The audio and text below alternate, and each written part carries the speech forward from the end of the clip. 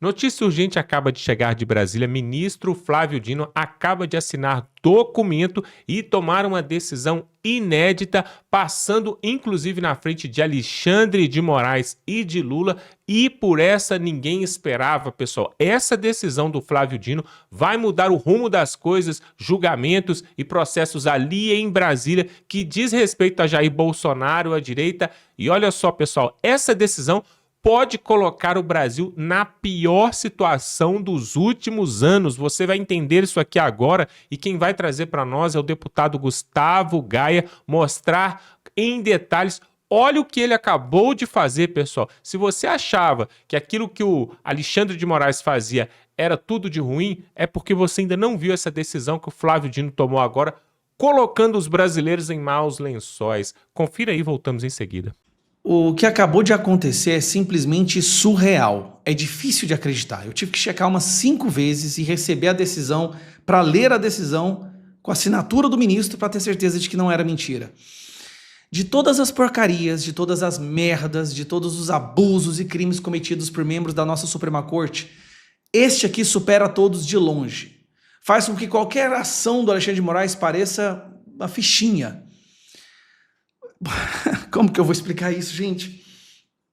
Bom, lembra quando a gente falou que a Magnitsky, ela coloca o Brasil numa situação muito ruim, no sentido de que se o ministro do STF, se o STF acata a Magnitsky, então Alexandre de Moraes ia perder as suas contas, ia perder acesso a todo o seu dinheiro, ia ser uma morte financeira para o Alexandre de Moraes, certo? Qual é a única coisa que eles poderiam fazer? Isso seria uma declaração de guerra mesmo aos Estados Unidos e seria uma implosão do sistema bancário financeiro brasileiro. Implosão, assim, é destruir por completo os bancos no Brasil, isolar o Brasil do resto do mundo. A decisão seria se alguém do STF fosse louco bastante para decidir que os bancos brasileiros estariam proibidos de acatar a Magnitsky. Presta atenção. A gente até brincou na época, dizendo que se o STF fizer isso ia ser loucura demais, porque ia ser jogar todo o Brasil no buraco. Pois ele acabou de decidir, gente. Olha isso daqui. Isso aqui é surreal. Após Moraes ser afetado por Magnitsky, Dino diz que leis e decisões de outros países não valem no Brasil. Decisão do ministro do STF foi tomada em ação apresentada pelo IBRAM, Instituto Brasileiro de Mineração. Ministro convocou a audiência pública e comunicou o entendimento ao Banco Central e Febraban. O Flávio Dino acabou de decidir, está aqui a decisão dele, ó, vou até abrir aqui que é melhor. O Flávio Dino acabou de decidir em cima de uma ADPF sobre honorários advocatícios. Olha o que ele fez, ele pegou uma ADPF que não tinha nada a ver com a história de honorários advocatícios de escritório de advogados internacionais e jogou ali dentro essa decisão que você está vendo aqui agora, ó. Tais fundamentos e comandos revestidos de efeito erga omnes e vinculante incidem sobre a controvérsia relatada nesses autos e em todas as demais em que jurisdição estrangeira ou outro órgão de Estado estrangeiro pretenda impor no território nacional atos unilaterais por sobre a autoridade dos órgãos de soberania no Brasil. Esse esclarecimento visa afastar graves e atuais ameaças à segurança jurídica em território pátrio.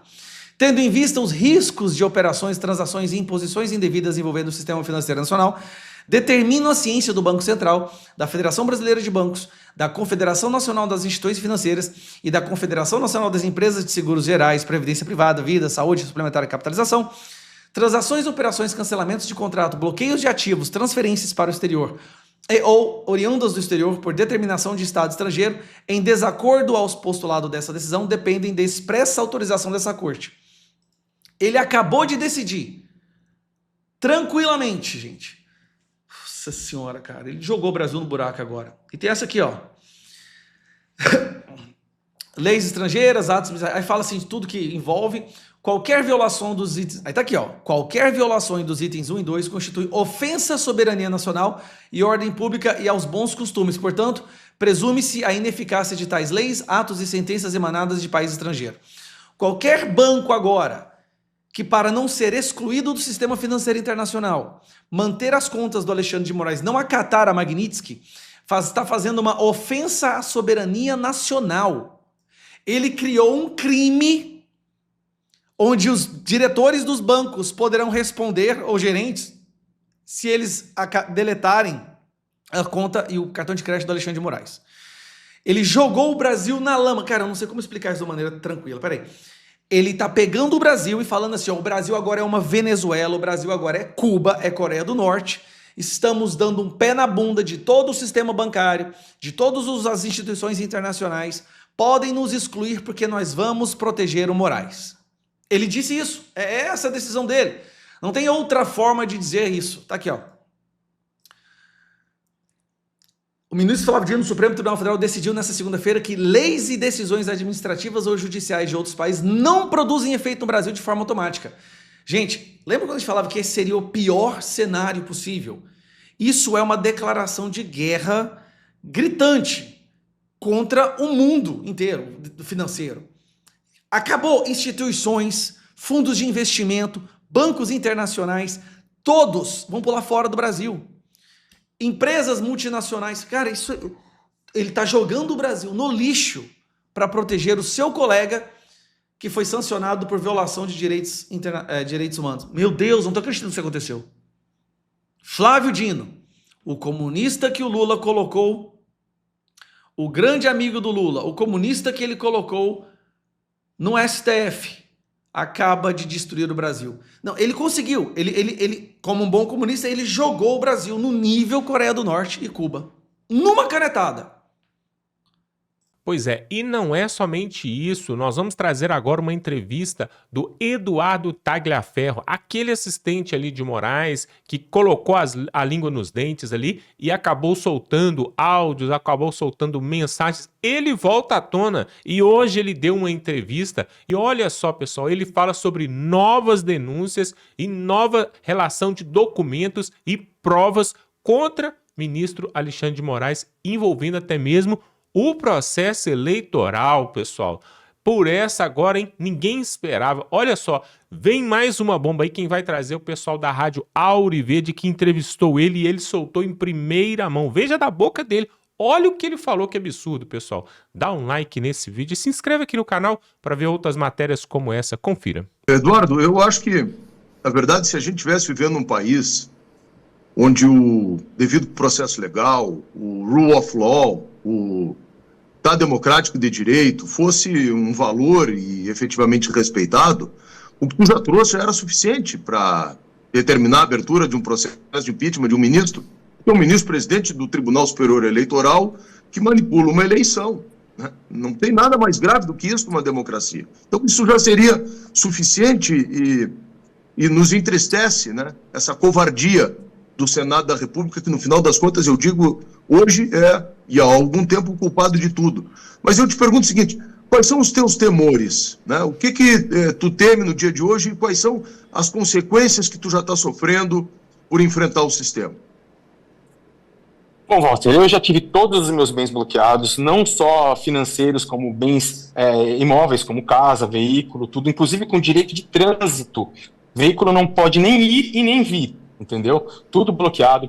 O distanciamento familiar, que é terrível, entendeu? O julgamento de poucas pessoas do povo que ficam aí o tempo inteiro falando você não tem prova, é mimimi, é blá blá blá, e não sei o que, papapá, porque eles esperam que eu jogue tudo de uma vez. E, de fato, jogar as coisas para eles não tem efeito. Se jogando aonde a gente deveria jogar não está tendo, imagina fazer um Big Brother de provas, que são coisas sérias, são coisas que mexem não com uma pessoa, mas sim com um país, entendeu? Mas eu tenho sim sofrido diversas perseguições, inclusive perseguições processuais, tá? Se vocês pegarem lá no site do Supremo Tribunal Federal e repararem o processo que ele moveu contra mim, que é uma aberração, né? Por vazamento de dados, aonde ele está preocupado com quem vazou e não com o conteúdo vazado, né? Ou seja, com perdão da palavra, é o poste mijando no cachorro, né?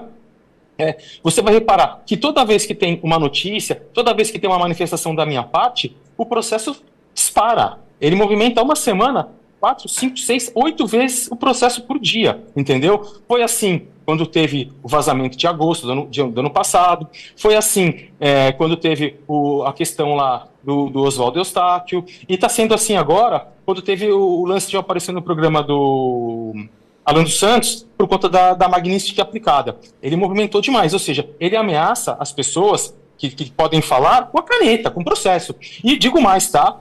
Não só ele domina todo o Tribunal de Justiça de São Paulo, a alta cúpula, ele o Ministério Público de São Paulo, ele domina. Tanto que a mim tem sido imputado um crime com todo mundo falando que não houve disparo, que foi acidental, que não houve violência, que não aconteceu nada disso, com resíduo gráfico negativo, com vítima dizendo que não aconteceu isso. O próprio Tribunal de Justiça de São Paulo aplicou uma pena, foi condenado, está em segunda instância. E afirmo que vai ser condenado sem qualquer tipo de prova. Por quê? Esse é o tipo de manipulação que Alexandre de Moraes faz. Mas eu não tenho medo, eu não vou ceder, eu vou até as últimas consequências, sejam elas a morte ou a cadeia, mas eu vou denunciar tudo o que Alexandre de Moraes fez e continua fazendo. Tagliaferro, da tua primeira participação aqui, logo no início, me lembro de você bastante emocionado, né? Nervoso, emocionado, e você tem o nosso respeito, você sabe disso. Eu preciso te fazer uma pergunta e já vou emendar em outra pergunta. O que mudou de lá para cá? Você se fortalece ou se fortaleceu depois, ao longo desses últimos 15, 20 dias? É a primeira pergunta. E a segunda pergunta, é certo que vão tentar te desmoralizar, descredibilizar, tentar fazer com que as suas mensagens venham a perder o impacto que elas têm, ou deveriam ter. E aí, no meio disso tudo, surge a questão de imagens do 8 de janeiro, que você teria, imagens do 8 de janeiro para divulgar. Queria te saber se existem essas imagens, se estão com você, se não estão, porque eu entendo que se o objetivo é te desmoralizar, te descredibilizar, coloca, olha, ele vai ter imagem do 8 de janeiro, aí você não tem, tá vendo, não tem nada. Enfim, é estratégia também. Preciso de te ouvir sobre o teu fortalecimento, se aconteceu ou não, em 15, 20 dias, e sobre as imagens do 8 de janeiro, Tagliaferro. Vitório, para mim tudo isso é muito novo, é uma coisa nova na minha vida, eu nunca fui envolvido com política, com alto poder, eu era simplesmente um perito que atuava nas primeiras instâncias de vários tribunais, né? Sou um ex-profissional de mais de 15 anos na área de informática, né? Dentro de uma grande corporação, de uma grande empresa com prestígio internacional. Então, para mim, tudo isso é muito novo. Apesar de eu ter um currículo de peso, ter me dedicado muito, ter estudado bastante, é muito, muito, muito novo. Então, por ser novo, no começo, de fato, eu fiquei abalado, fiquei preocupado, você fica com medo, você fica assustado, mas eu venho me fortalecendo, eu vejo que eu estou no caminho certo, eu vejo que é isso, de fato, que eu tenho que fazer, e eu não vou mudar. E hoje, sim, eu estou mais confiante, estou mais sereno, estou mais colocando as minhas palavras de uma melhor forma, e não com a razão e não com a emoção, tá? É assim que eu tenho me comportado hoje. E vai ser daqui para frente dessa forma, independente do povo me taxar, do povo não me taxar, porque é aquilo que você fala, respondendo já a sua outra pergunta, né? Eu vou ser desmoralizado, eles estão tentando me desmoralizar, tem muita conta fake, muito robô, eles trazem à tona as coisas de 8 de maio de 2023, dos quais, em momento oportuno, eu vou divulgar tudo, mostrar que aquilo foi uma armação, que eu não tinha nada a ver com aquilo, que aquilo não aconteceu, entendeu?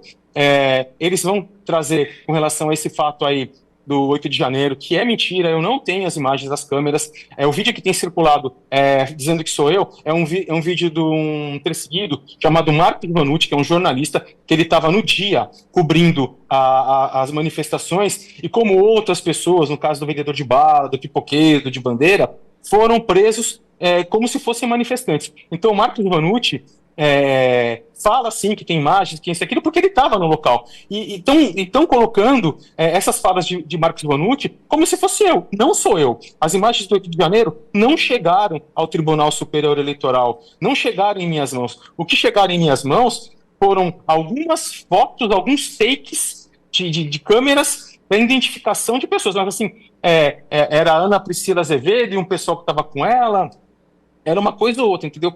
Justamente quando o cara estava de boné com óculos, que era, usando boné e óculos, dificulta um pouco para a identificação. Mas assim, esse material do 8 de janeiro, eu não tenho. Se eu tivesse, adoraria muito ter, porque se eu estivesse em minhas mãos, ele já estaria jogado, vomitado para o porco. O porco não, o público, desculpa.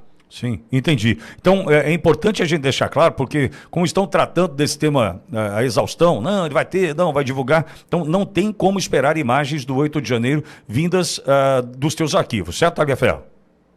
Exatamente, Ok. exatamente. E da mesma forma que foi divulgado lá no ano passado, não existe 6 gigas de informação. O total que tem no meu telefone, entre conversas, fotos, documentos e vídeos, gira em torno de 1.87 a 2.3 gigas. Não passa disso. Ok. Pois não, Olavo? Eduardo, uma questão bastante importante. Você sabe do seu peso, do seu conhecimento, da importância do que você sabe em relação aos destinos do Brasil. Mas eu imagino que você possa também ter outros contatos, outras pessoas que trabalharam com você, outras pessoas que experimentaram ou têm conhecimento de questões semelhantes a que você tem conhecimento das questões que você passou. Existem mais pessoas dispostas a denunciar? Olha, comigo trabalharam pessoas boas, excelentes, espetaculares e também pessoas que jogavam no outro time, Olavo. Respeito a posição deles, entendeu? Com relação ao silêncio, sei que são pessoas aí que têm suas famílias, que dependem do seu trabalho, diferente do que o povo fala aí, sai, pula fora, joga, vá, some daí, você compartilhou, você fez junto, não. As coisas não são assim, entendeu? Existe muita coisa envolvida, existe família, existe o fato da própria perseguição, o medo de ser assassinado, o medo de ser perseguido. Vejam, por exemplo, eu trabalhei lá e hoje eu sou perseguido por eles. Então, da mesma forma que eu sou perseguido, todos ali vão ser perseguidos. E assim, é muito difícil você ter a coragem de enfrentar o sistema, de colocar tudo atrás disso, né? Colocar família, deixar tudo isso de lado para enfrentar. Então eu acredito que nenhum deles vai se manifestar a não ser eu. Tagliaferro, o Walter também tem mais uma questão. Pois não, Walter? Olha, eu só quero ver cá, na Câmara dos Deputados e no Congresso, Tagliaferro, tem alguma perspectiva desse assunto ser pautado, de avançar mais ainda? Olha, o Walter, o único deputado que fala comigo, né, apesar de todos aí terem feito um barulho, o Farrur, acho que fala, Tagliaferro, não sei, todos os outros fizeram um monte de barulho, o único que fala comigo hoje é o Gustavo Gayer, e ele sim está pautando aí, não para essa quarta, para a próxima, a comissão da censura, no qual eu vou participar. Do resto, eu não tenho visto nada. Eu espero o apoio deles, eu espero que eles divulguem, eu espero que eles apoiem tudo que eu estou fazendo, justamente porque não é uma questão minha, é uma questão do Brasil, é uma questão do povo, é uma questão deles. Eles foram eleitos para representar o povo, entendeu? E eles não estão fazendo dessa forma. Não sei qual o motivo, não sei o que tem por trás, não só os deputados, como senadores, governadores, prefeitos e vereadores. Todos estão assustados, com medo, acredito que seja isso. Todos estão aí se dobrando seus joelhos para o ministro Alexandre de Moraes. Tagliaferro, uma questão. Tem uma entrevista agora, a gente vai tratar do assunto da sequência, do ministro Alexandre de Moraes para o Washington Post, né? Tratando do assunto, tratando de sanção e dizendo o ministro que ele vai seguir em frente, vai dobrar, vai multiplicar as apostas, né? Tem essa fala. Aí no meio disso tudo teve o áudio vazado do Dr. Ayrton Vieira, né, num tom linear, flat, sem emoção alguma, dizendo que não teria condição de pular do barco porque ficaria ruim, né, constrangedor pular do barco naquele momento, enfim. Você entende que, de fato, independentemente do que já vem dos Estados Unidos, eles continuarão a multiplicar as apostas, Tagliaferro?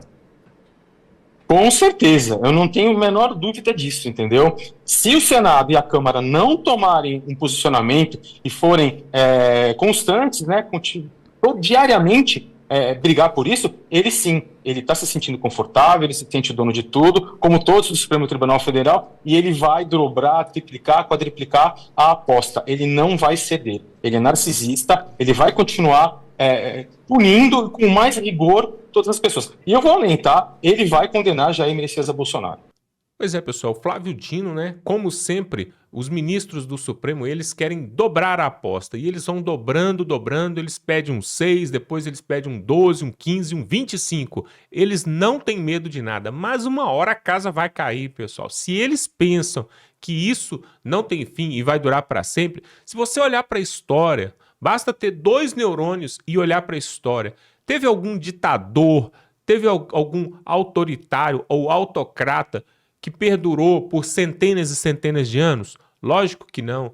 De tempos em tempos, os tronos caem, os reis caem, e não vai ser diferente com Alexandre de Moraes, com Flávio Dino, com Barroso, com Gilmar Mendes. Inclusive o Barroso, né, já está de saída. Parece que no finalzinho de setembro, início de outubro, ele deixa a presidência do STF e juntamente com isso ele deixa também o cargo de ministro do Supremo e vai ganhar de presente uma embaixada ali na Europa.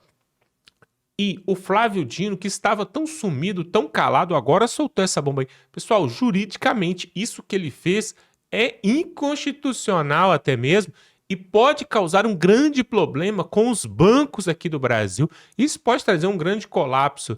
Realmente, parece que o Lula está querendo cortar todo e qualquer tipo de ligação com os Estados Unidos para abrir as portas, abrir os braços para a China e para o sociocomunismo vir imperar aqui no Brasil. E aí, por outro lado, temos ainda as tropas militares ali que o Donald Trump, 4.000 soldados que ele mandou ali para as margens, né, da América do Sul, para as ilhas ali no Caribe, justamente para fazer pressão sobre a militância, sobre os cartéis, sobre todo o terrorismo na América do Sul, que nós sabemos que existe. E aí o Flávio Dino, juntamente com Gilmar Mendes, com Moraes e com Barroso, querem peitar os Estados Unidos com essas decisões aí arbitrárias, as decisões monocráticas que vai acabar fazendo com que o povo brasileiro sofra. Pessoal, tudo que eles decidem lá em Brasília, que o presidente decide, que o Hugo Mota na Câmara decide, que o Davi Alcolumbre decide e os iluministros decidem, reflete diretamente no povo brasileiro, reflete diretamente na mesa do povo brasileiro, no bolso do povo brasileiro. Isso nós precisamos entender. Se o povo soubesse como é importante a vida política ali em Brasília, nós não estaríamos nessa situação. Se você parou para pensar que na manhã desse dia de hoje, o Jair Bolsonaro acordou com uma tornozeleira no pé, preso na sua casa, sem poder ir na padaria comprar o pão, e qual foi o crime que ele cometeu? Sabe qual o crime que ele cometeu? O crime que ele cometeu foi querer libertar o Brasil. O crime que ele cometeu foi querer colocar esse país em novos rumos e expulsar o comunismo daqui. Esse foi o crime que ele cometeu. Você já parou para pensar que na manhã desse dia que você acordou, tomou o seu café tranquilamente e foi fazer as suas atividades, tem mais de 200 pessoas presas só porque estavam com a camisa verde e amarelo ali em Brasília. Muitos deles não quebraram uma vidraça. Tem pessoas ali, pessoal, que eram vendedor ambulante, estavam vendendo água, estavam vendendo pipoca. Tem senhoras ali que estão doentes, estão lá. Você já pensou nisso? Enquanto isso, os ministros estão dando canetada. Um absurdo que eu vi na semana passada, eu até trouxe aqui a matéria. Ministros do STJ recebendo ali um carro de R$345 mil, um carro de luxo para eles poderem passear, andar para lá e para cá. A gasolina é paga, a mecânica é paga, o seguro é pago, tudo do seu bolso e do meu bolso. Até que dia que nós vamos ficar vendo eles rirem da nossa cara?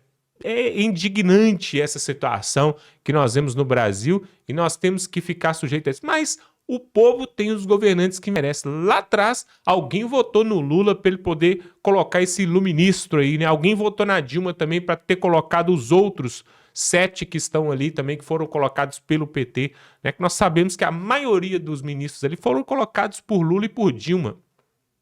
Um apenas foi colocado pelo Fernando Henrique, o outro pelo Temer e 2 pelo Bolsonaro. Agora, todos os outros foram colocados justamente por Lula e por Dilma. Então, o povo brasileiro escolheu, né? Agora, pessoal, temos que chupar essa manga aí. Vamos ficando por aqui, se inscreva aqui nesse canal, dá um like nesse vídeo e estamos juntos.